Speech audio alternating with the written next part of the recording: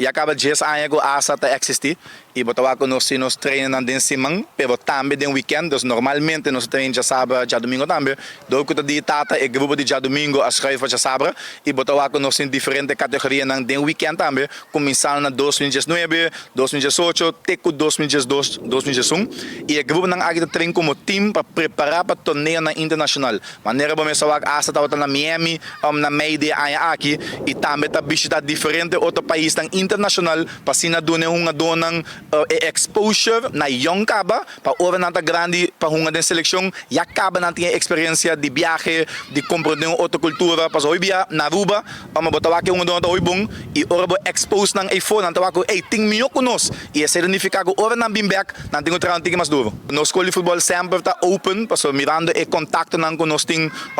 ding no staff nos coach na minhas pessoas também nós está por de doen muito na oportunidade pero zie respectando seguro AVB Arubaanse voetbalbond com geluk a tu me aqui over dus botawaku é uma dona de seleção de AVB que está começando o UJS2 não tinha trabalho de mandar uma dona for dus de nos caso nós está a ser tique menos pero si lo qual si nós está a citar doen muito na bijvoorbeeld stage dus laga nan trein na América laga nan trein na Holanda dus não try-out direct mas tanto donar na stage para si na experimentar experienciar futebol profissional e algo outro Aruba tem hopi muito muito com o futebol hopi nós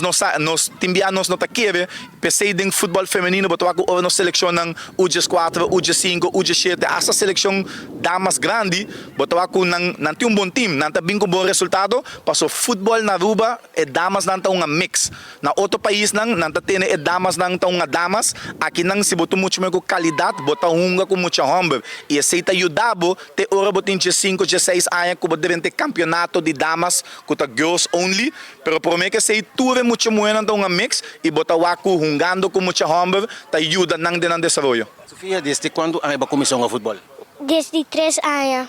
Como você trabalhando com futebol agora aqui? Bom. Que cultura você tinha?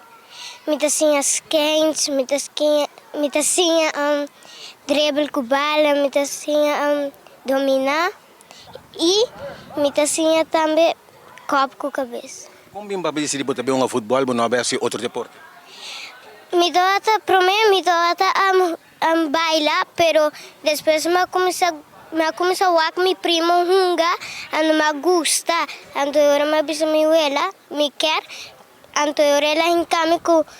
com me 3 anos, me começa a hunga com escola, ando depois me ela wak me tem talento, me avisa me tata, me avisa me mama, nang agrit ando me ela em caminho de futebol.